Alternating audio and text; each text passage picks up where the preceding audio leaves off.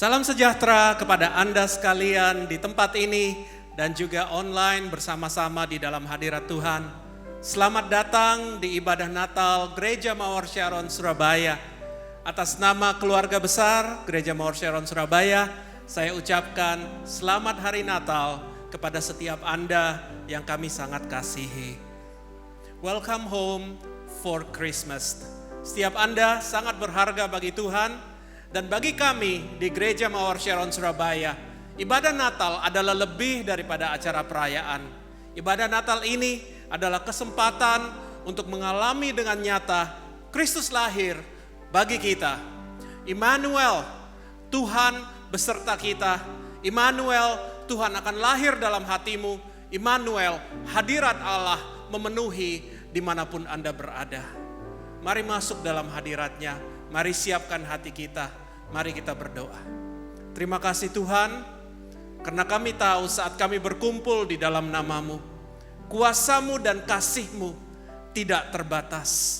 Dan saat kami mencari firman-Mu berkata, kami akan menemukan. Dan saat kami memanggil nama-Mu, Engkau akan datang dekat bagi kami. Hari ini kami rindu untuk merayakan kebaikan-Mu, tapi lebih daripada itu kami rindu untuk mengenal Engkau lebih lagi. Terima kasih Tuhan Yesus untuk Natal. Engkau datang, Engkau Immanuel, bekerjalah dalam hidup kami. Biarlah nama-Mu dipermuliakan, kami masuk dalam hadirat-Mu. Di dalam nama Yesus, semua yang percaya berkata, amin.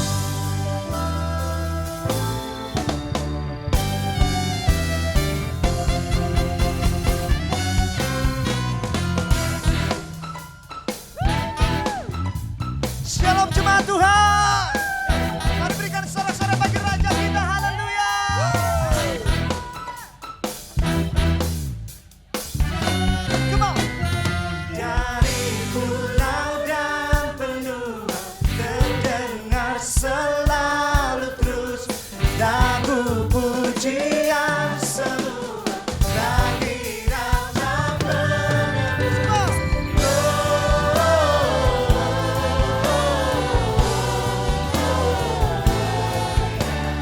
Muliakan Tuhan.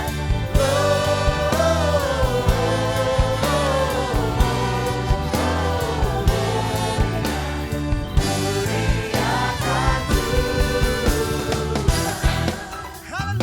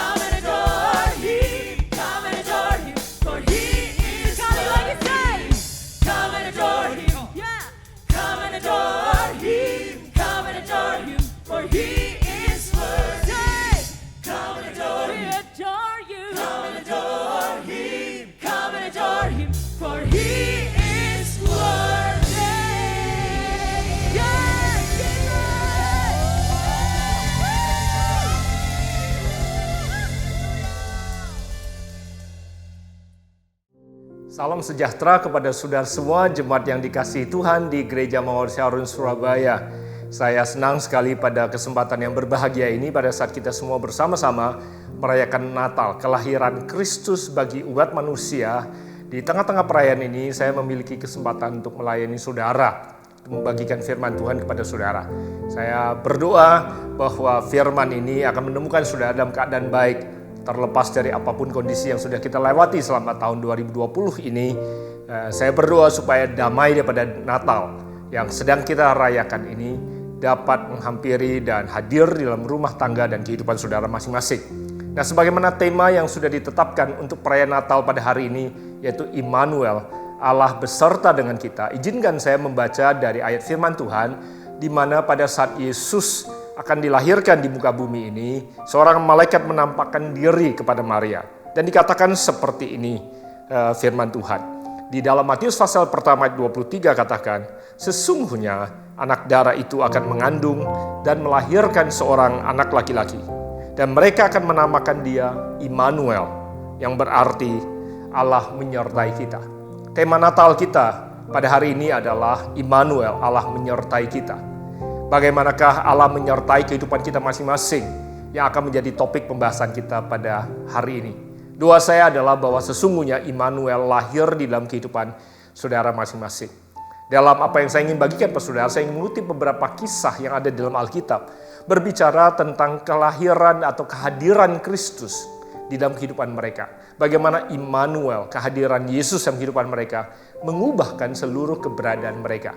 Dan saya percaya bahwa apa yang akan dibagikan akan menolong dan menginspirasi saudara untuk melihat keadaan dan keberadaan kehidupan saudara dari perspektifnya Tuhan. Kisah yang pertama yang saya ingin bagikan adalah kisah mengenai seorang wanita yang bernama Marta. Dikatakan suatu kali Yesus berkunjung ke dalam atau ke rumah Marta dan Maria, kalau saudara masih ingat.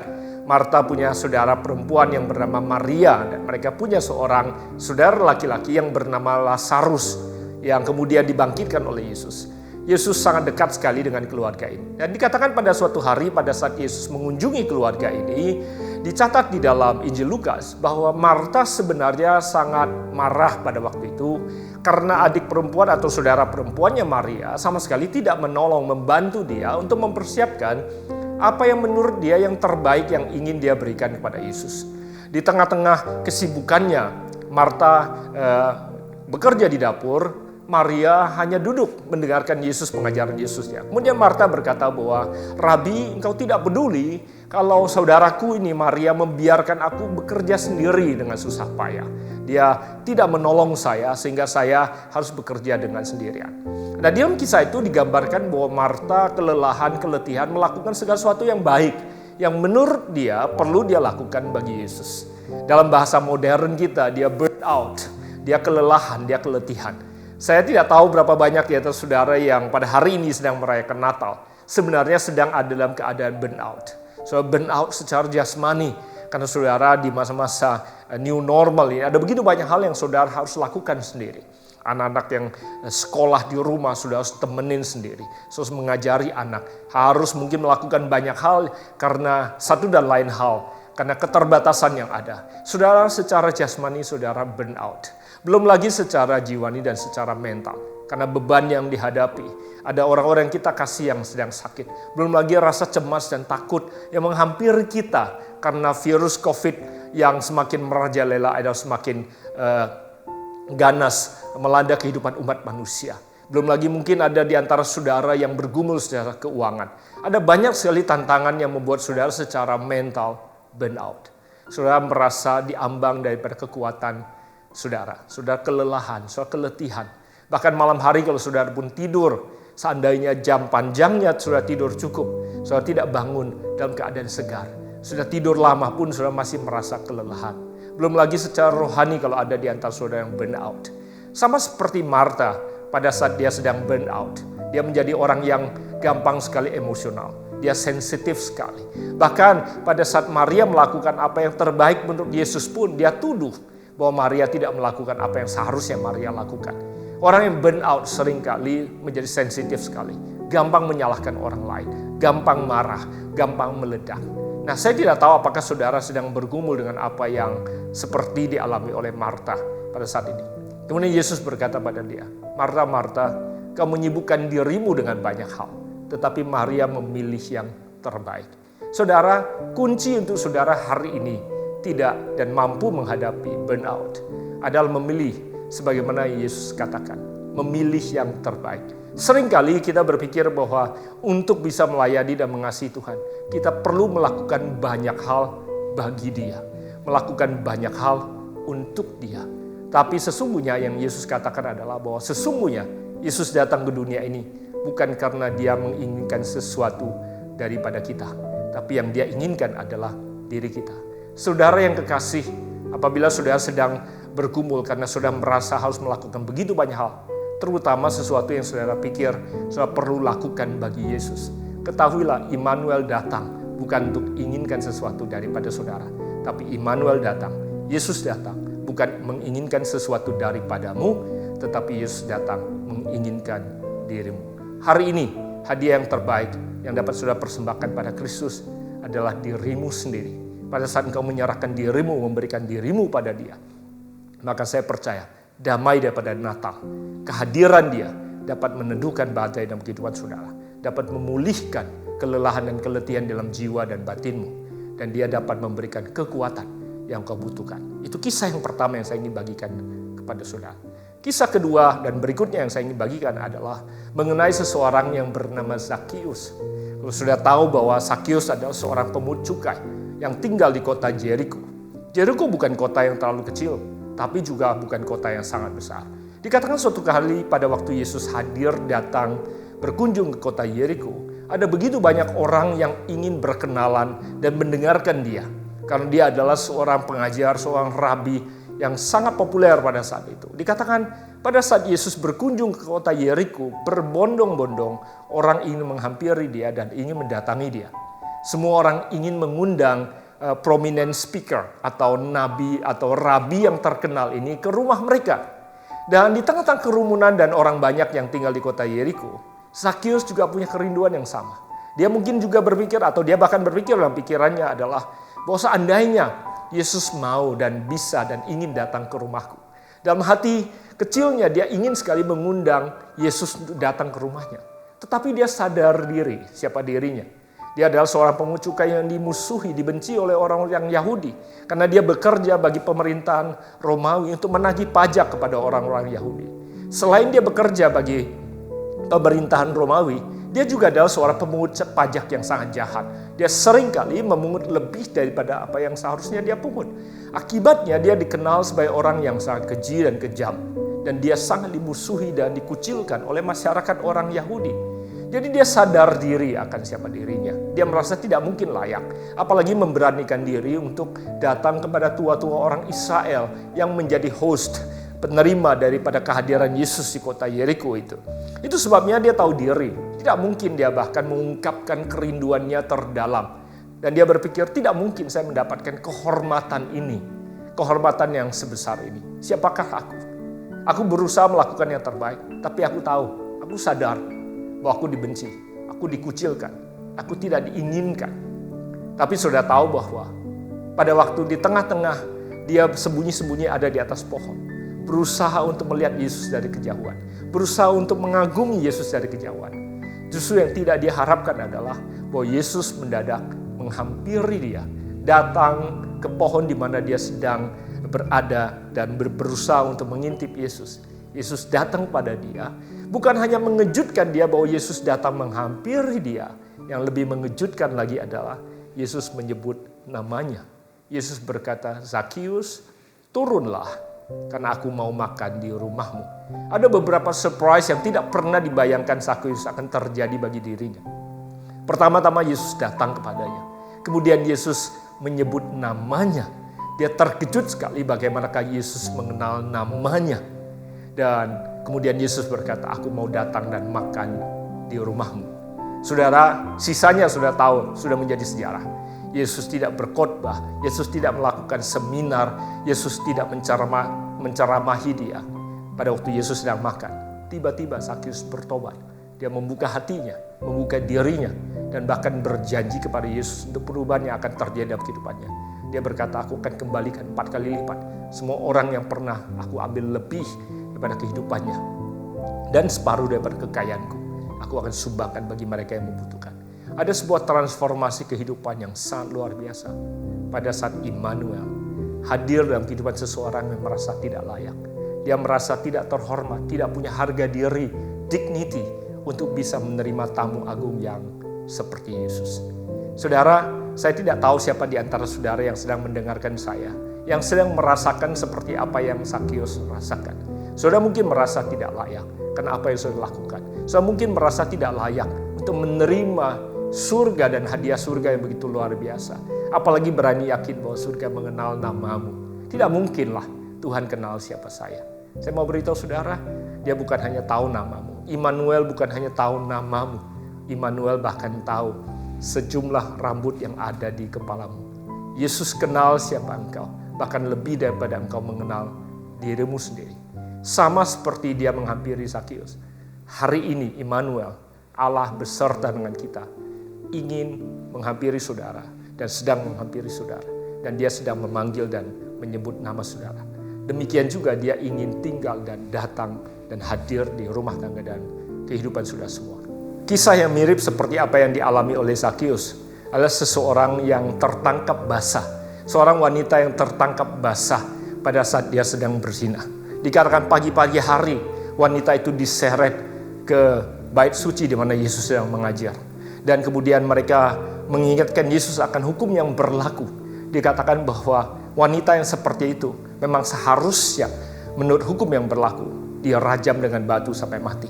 Sudah tahu bahwa Injil mencatat bahwa Yesus kemudian membungkukkan badannya di atas pasir. Dan sambil dia menulis kemudian dia berkata, apabila ada di antara saudara yang tidak berdosa, hendaklah dia yang melemparkan batu yang pertama.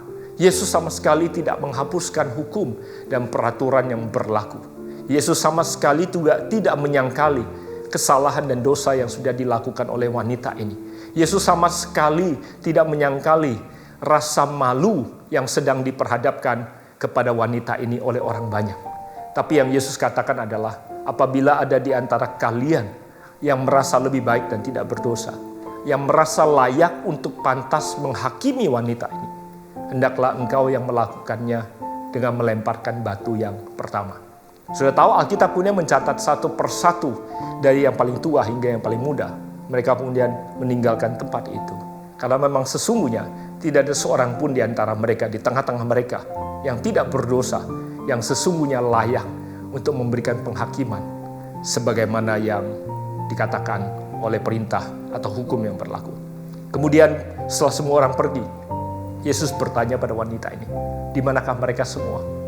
Wanita kemudian berkata, mereka semua pergi, tidak ada seorang pun yang tersisa.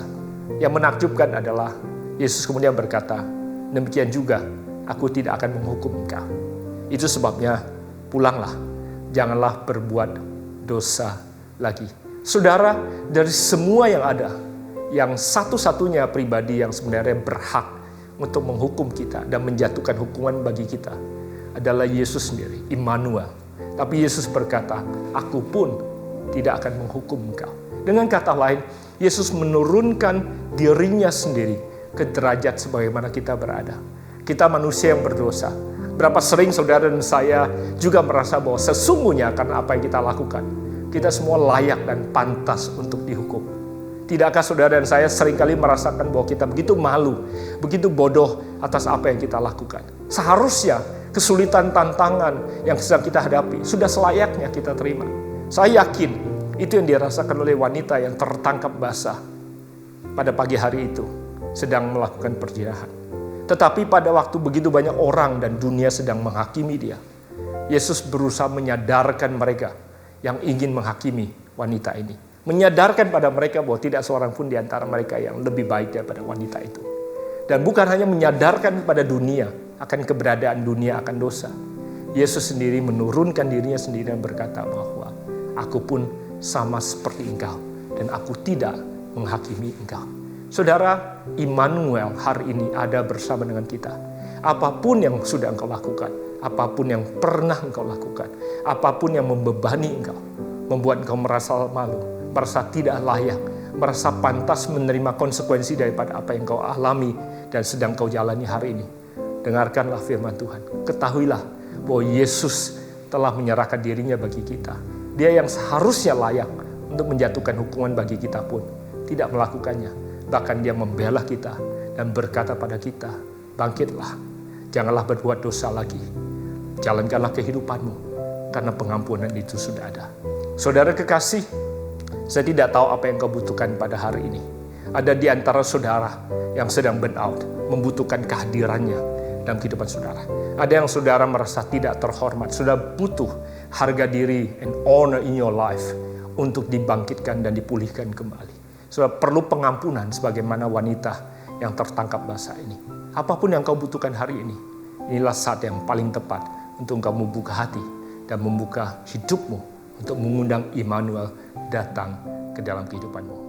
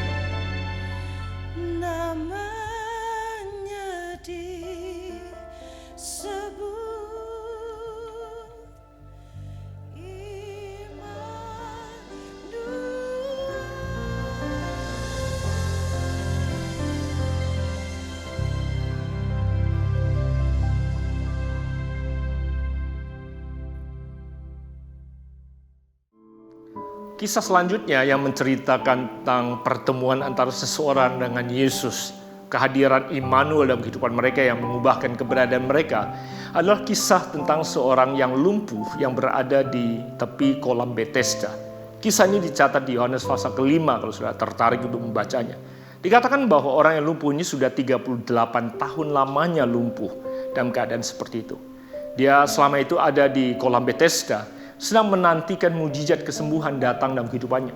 Karena setiap kali kalau air kolam itu digoncangkan, karena ada malaikat yang turun ke dalamnya, maka orang pertama siapapun dia yang akan masuk ke dalam kolam itu akan mengalami kesembuhan, mujizat kesembuhan. Dan selama bertahun-tahun, orang lumpuh ini menyaksikan bagaimana kuasa dan mujizat Tuhan bekerja bagi banyak orang. Ada banyak orang yang buta, ada banyak orang yang pincang yang sudah disembuhkan, dan bahkan banyak orang lumpuh mungkin sebaya dan seperti dia disembuhkan di kolam Bethesda itu. Dia penuh dengan iman dan keinginan dia untuk disembuhkan, kerinduan dia untuk disembuhkan. Tapi setelah 38 tahun dia ada di tempat itu, berusaha untuk mengalami kuasa dan mujizat Tuhan.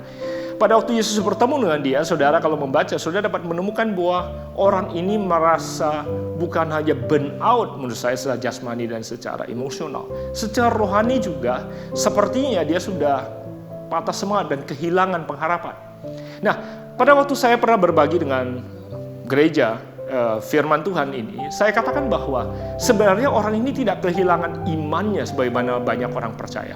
Kalau dia kehilangan iman percaya kepada kuasa dan mujizat Tuhan, pasti dia tidak lagi bertahan ada di kolam itu.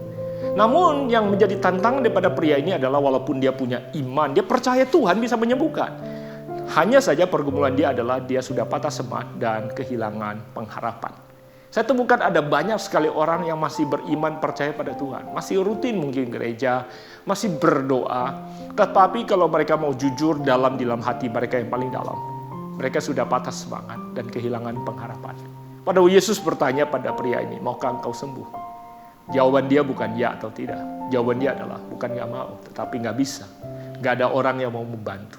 Gak ada yang pernah menolong. Kalaupun ada yang menolong, saya tidak pernah mendapatkan kesempatan. Karena orang lumpuh tidak bisa bergerak dengan dirinya sendiri. Dia mengandalkan orang lain. Dia orang yang sudah patah semangat seringkali juga menyalahkan keadaan. Sensitif, cenderung menyalahkan keberadaan. Mungkin dalam doanya dia juga berkata, aku percaya sih kuasamu bisa menyembuhkan. Aku sudah melihat banyak orang sembuh.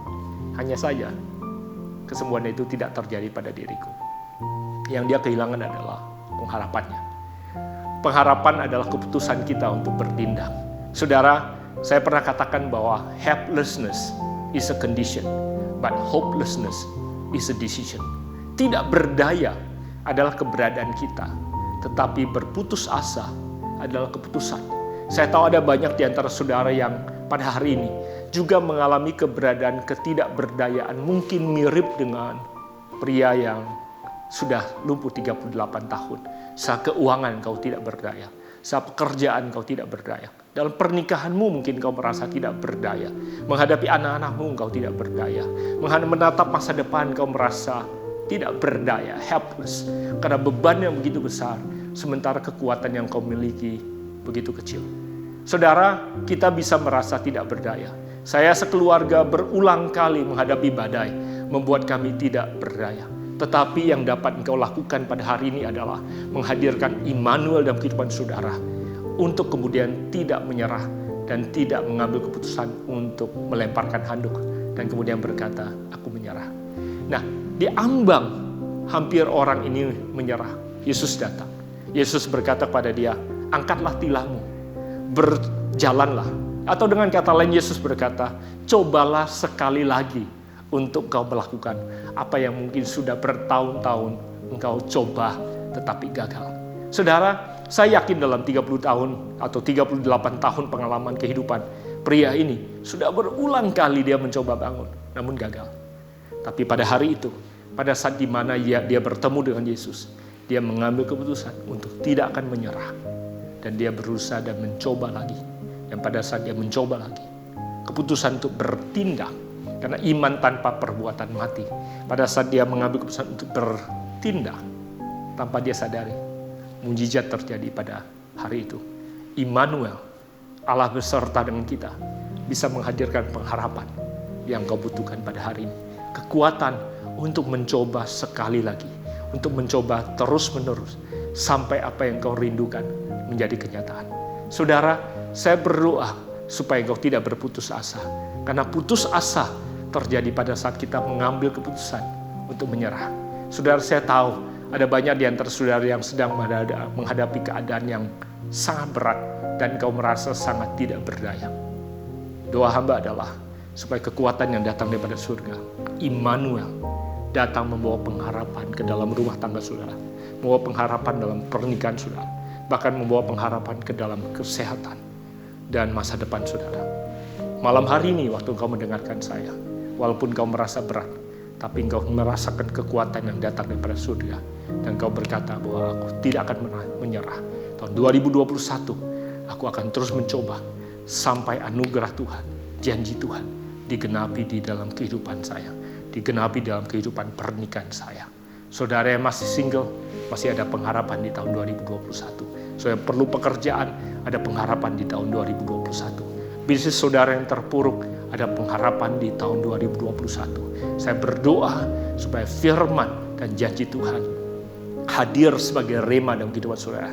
Dan hari ini, saudara mengambil keputusan untuk tidak menyerah dan akan terus berusaha, karena Immanuel, sumber pengharapan itu ada di dalam engkau.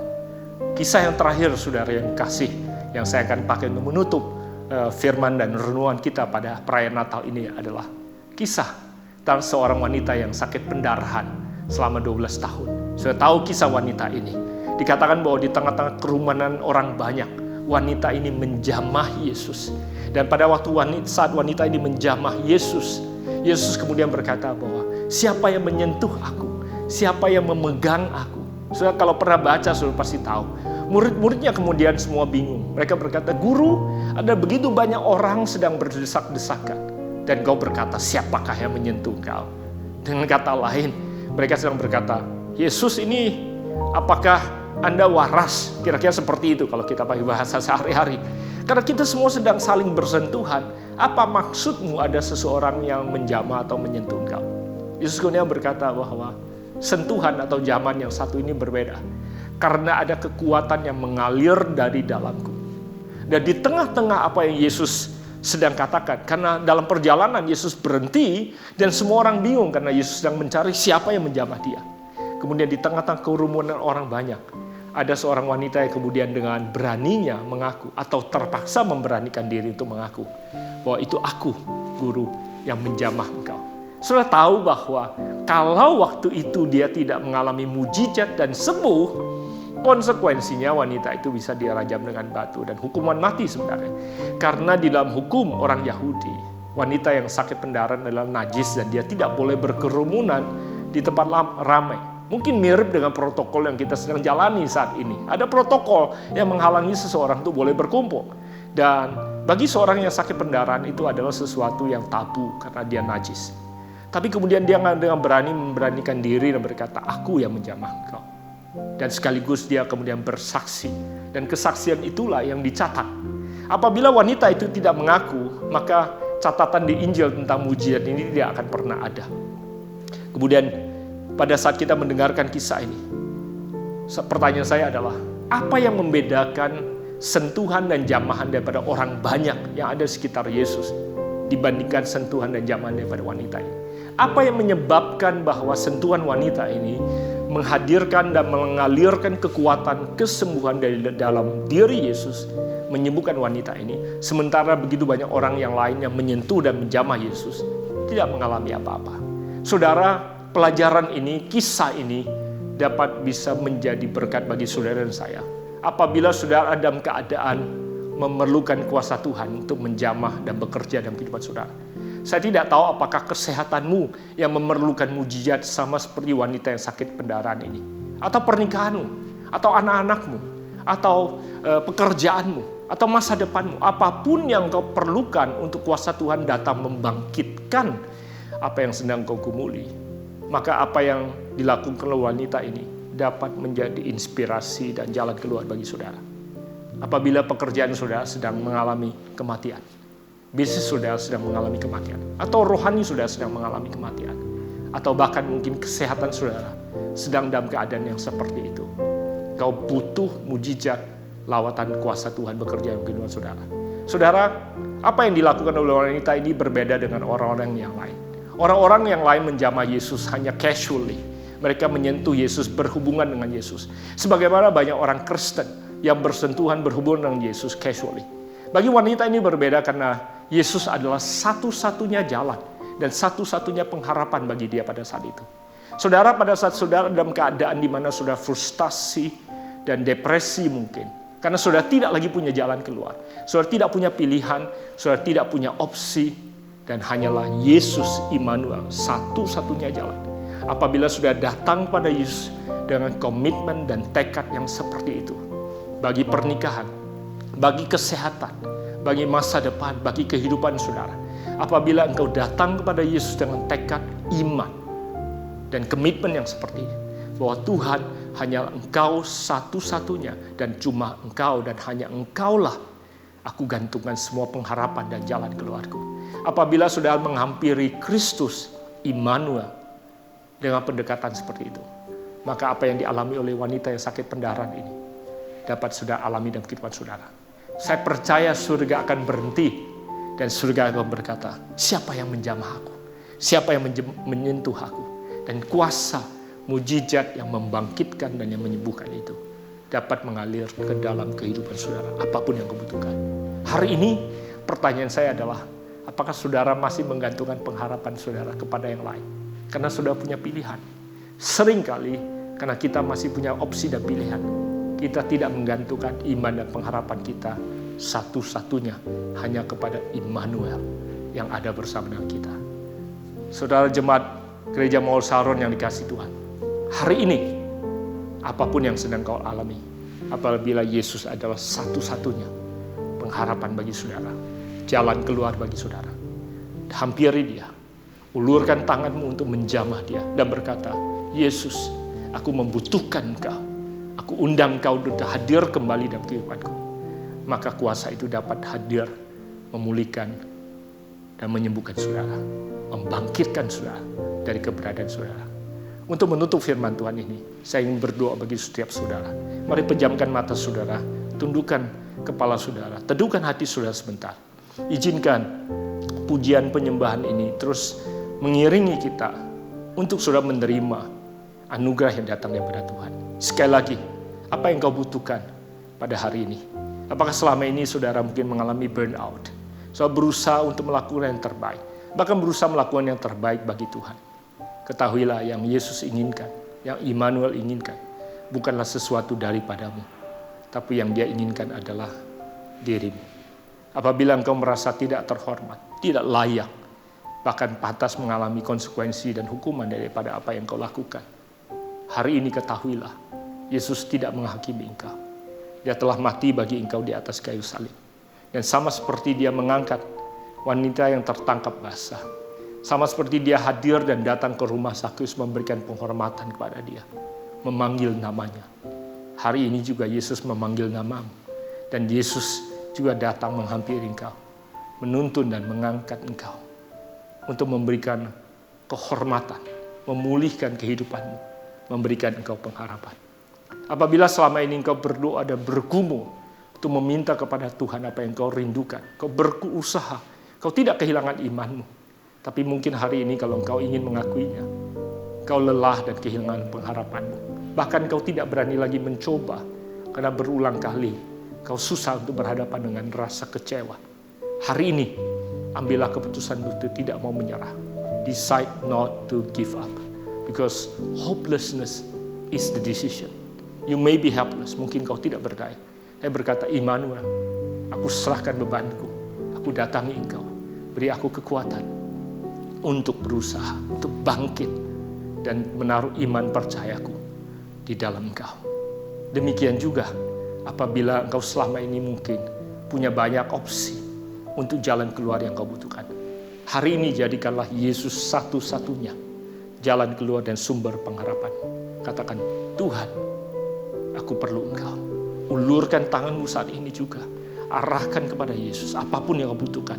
Dan hamba percaya saat dan detik ini juga kuasa itu dapat mengalir dalam kehidupan saudara. kesembuhan datang dalam kehidupan saudara, pemulihan datang dalam kehidupan saudara, kekuatan datang dalam rumah tangga saudara, pengharapan datang. Tuhan, aku serahkan setiap jemaatmu ke dalam tangan-Mu. Hamba percaya pada saat ini juga Immanuel, Allah beserta dengan kami, hadir dalam kehidupan setiap rumah tangga yang ada, menjamah setiap kehidupan yang ada.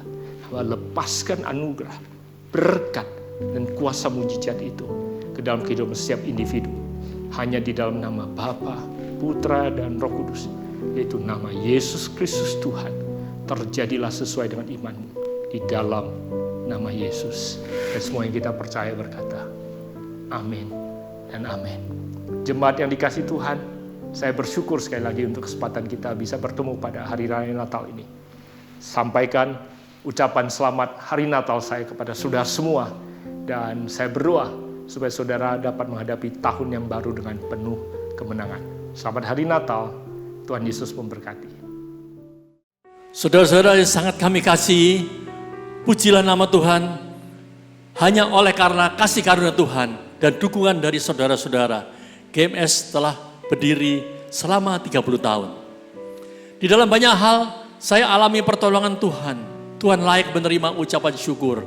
Karena sesungguhnya Tuhan sendiri yang telah mendirikan dan yang empunya Gereja Mawar Syaron ini. Sebentar lagi kita akan melihat tayangan tentang pekerjaan dan penyertaan Tuhan di GMS. Kemuliaan bagi nama Tuhan.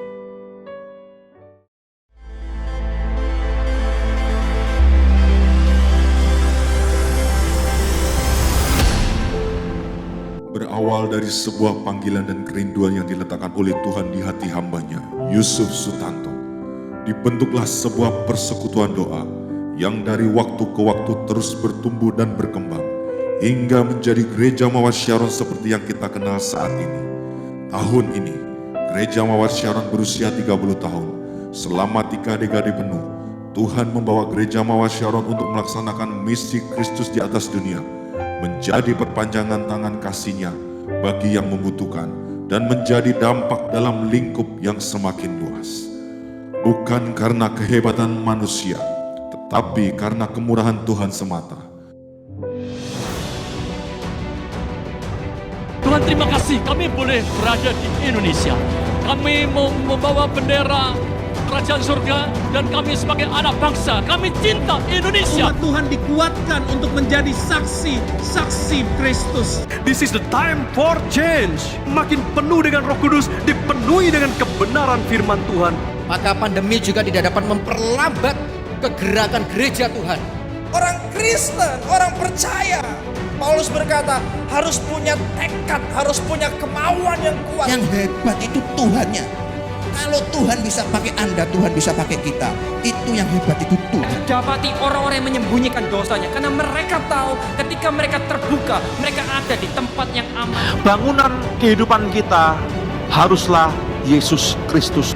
Jemaat Gereja Mawar Syaron Surabaya yang terkasih, marilah kita bersama-sama menatap masa depan dan bergandeng tangan dalam menyelesaikan panggilan Tuhan untuk menyuarakan kebenaran dan membawa kehidupan Kristus dimanapun kita berada.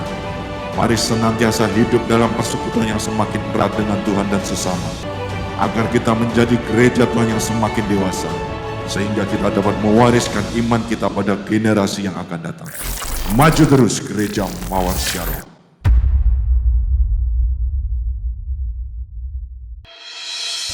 Kami sudah berjemaat di GMS selama 20 tahun.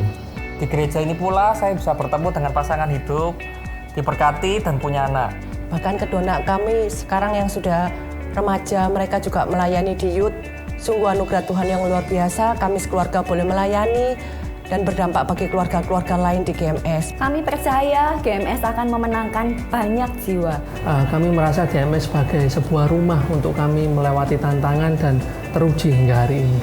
Kami kerasan dan semakin mantap berkomitmen di GMS karena kami digembalakan dengan baik serta adanya kebersamaan dalam komunitas pelayanan. Dan saya pun mengalami pertumbuhan secara kerohanian saya dan pengenalan saya akan Tuhan juga semakin dalam. Di usia GMS yang ke-30 tahun, dari GMS akan dilahirkan, dimunculkan orang-orang atau hamba-hamba Tuhan yang memiliki integritas dan yang berdampak. Harapan kami GMS menjadi jawaban bagi semua golongan masyarakat. Kami percaya Tuhan akan mencurahkan banyak karunia atas jemaat-jemaat GMS. Gereja Mawar Syaron semakin jadi berkat dan jadi terang ya. Semakin bertumbuh dan semakin berapi-api di dalam Tuhan. Happy birthday Gereja Mawar Syaron. Maju terus GMS. God bless GMS. We love you GMS. God bless GMS. Happy birthday GMS. Tuhan memberkati Gereja Mawar Syaron. Shalom, puji nama Tuhan. Karena anugerah dan penyertaan Tuhan, tidak terasa kita telah merayakan ulang tahun GMS yang ke-30. Terima kasih untuk setiap doa dan dukungan saudara selama ini. Semua hanya untuk kemuliaan nama Tuhan. Saya percaya di tahun-tahun yang akan datang, Tuhan akan membuat perubahan-perubahan yang lebih baik di semua bidang di GMS. Akan banyak jiwa-jiwa baru yang dipercayakan oleh Tuhan. Mari siapkan diri dengan kedewasaan karakter kita untuk masuk dalam rencana Tuhan lebih lagi. Dan mari kita melangkah memasuki tahun depan dengan optimis karena Tuhan sudah membuka jalan yang baru sehingga kita bisa menjalani sepanjang tahun depan dengan berhasil. Saya yakin oleh anugerah Tuhan, kita semua akan terus berakar, bertumbuh, dan berbuah lebat. Selamat ulang tahun Gereja Mawar Syaron ke-30. Tuhan Yesus memberkati. Saya Jeffrey Rahmat dari Jakarta Praise Community Church ingin mengucapkan selamat ulang tahun yang ke-30 buat Gereja Mawar Syaron Surabaya. 30 tahun sudah. Selamat ulang tahun untuk GMS 30 tahun. Tuhan memberkati, Tuhan menyertai. Saya percaya bahwa selama 30 tahun ini Tuhan berkarya luar biasa dan Dia akan terus berkarya lebih luar biasa lagi untuk berpuluh-puluh tahun yang akan datang. Tuhan terus melindungi Pak Yusuf dan Bu Yusuf dan semua all the pastors yang ada di Gereja Mawar Syaron. To Pastor Yusuf, Ibu Yusuf, the pastors and the congregation of Gereja Mawar Syaron. Saya percaya sukses buat Pak Pastor Yusuf dan Pastor Caleb untuk terus maju, terus bergerak dalam dinamika Tuhan. Karena itu mari kita maju bersama-sama, bersama dengan Kristus lakukan perkara yang besar. Dan saya juga berdoa supaya Tuhan terus memakai kalian dengan lebih lagi, supaya kalian terus berbuah lebat dan semakin menjadi sehat, bertumbuh, dan berkembang. Happy birthday, selamat ulang tahun Gereja Mawar Syaron Surabaya. We are so happy for you. Happy 30th anniversary. We love you. Happy 30th anniversary to you all. Tuhan Yesus memberkati. Amin.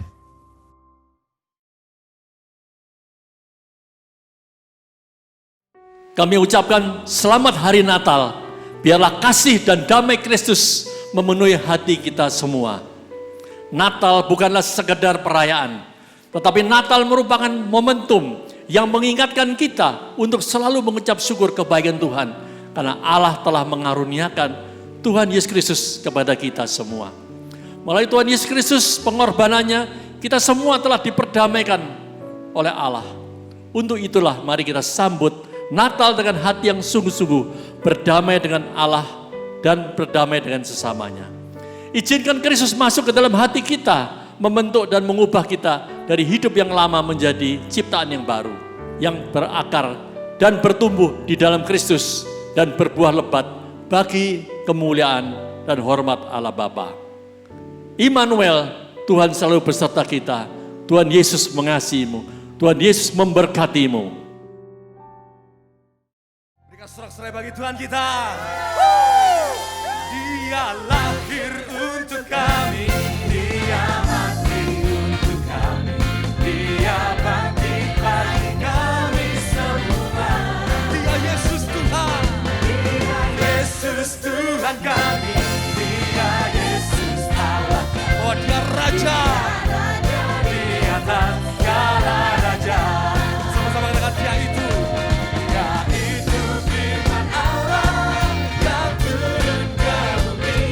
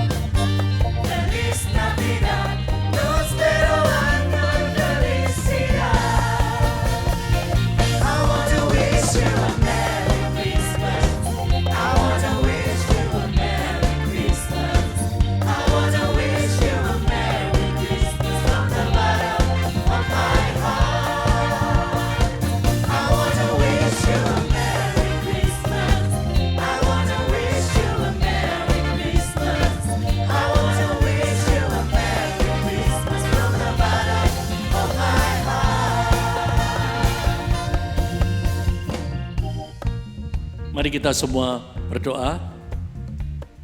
Tuhan, kami mengucap syukur, berterima kasih untuk teladan yang Engkau nyatakan. Sehingga Engkau mau datang untuk menyelamatkan kami. Immanuel, Tuhan beserta dengan kita selalu. Kami mau untuk memberikan diri kami, mempersembahkan hidup kami, memberikan yang terbaik untuk Engkau.